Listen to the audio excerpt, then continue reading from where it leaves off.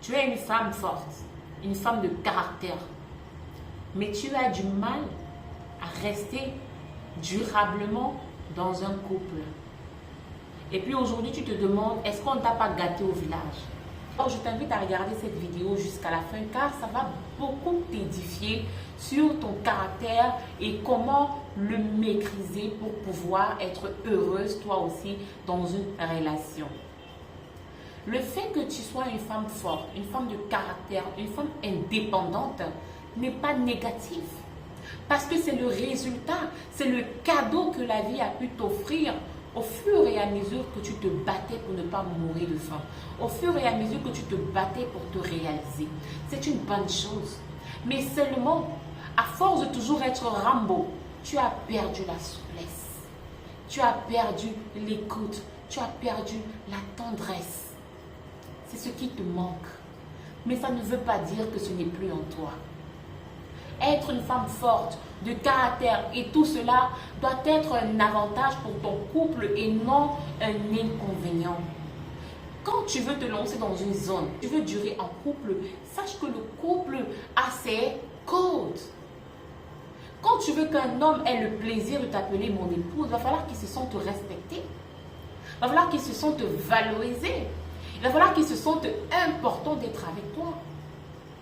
Mais si tu confonds de terrain, tu confonds ta zone de couple à tes business que tu gères là-bas dehors, tu confonds ta zone de couple à tes ennemis, qui va rester? Personne. L'homme aime quand on le respecte.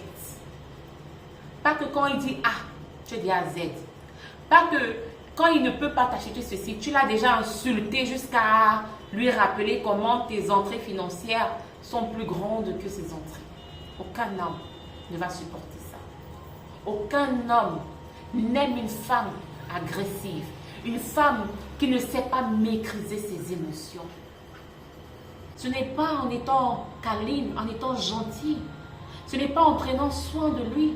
Ce n'est pas en te taisant en temps de colère que tu n'es plus une femme forte, que tu perds tes qualités. Non. Non, au contraire. La femme forte est celle-là qui sait gérer ses émotions. C'est celle-là qui connaît sa place et s'assoit à sa place. Ça ne te retire pas tes qualités de battante. Au contraire, ça impose ton mari le respect quand tu le respectes. Quand la colère commence, quand les disputes commencent, tais-toi.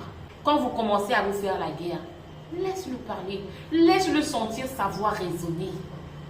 Et puis quand tout va passer, quand tout sera calme, au moment opportun, passe ton message avec douceur.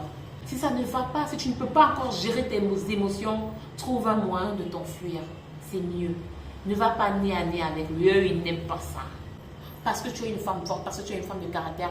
Utilise ça pour combattre les ennemis. Utilise ça dans la prière pour ramener les bénédictions dans ton foyer. Donc si aujourd'hui, tu veux durer dans un couple, sache qu'il y a des codes à respecter. Travaille sur toi. Discerne à quel moment être une femme forte ou être une femme indépendante, mais pas avec ton chéri. S'il se rend compte qu'il n'a pas parole devant toi, s'il se rend compte qu'il n'est pas valorisé devant toi, s'il se rend compte qu'il ne te sert à rien, il va partir. Au contraire, si tu commences à le valoriser, si tu commences à lui laisser sa place d'homme, il va rester. Mais si tu vois que ton comportement devient un poison pour toi au point de t'empêcher d'être une épouse, au point de t'empêcher d'être une femme souple, une femme attirante pour ton mari, je t'invite à me contacter pour que je puisse t'accompagner ou alors tu pourras souscrire à l'une de nos formations que tu trouveras sur notre boutique en ligne ou encore dans notre galerie WhatsApp. Alors, ce n'est pas impossible de changer, c'est possible.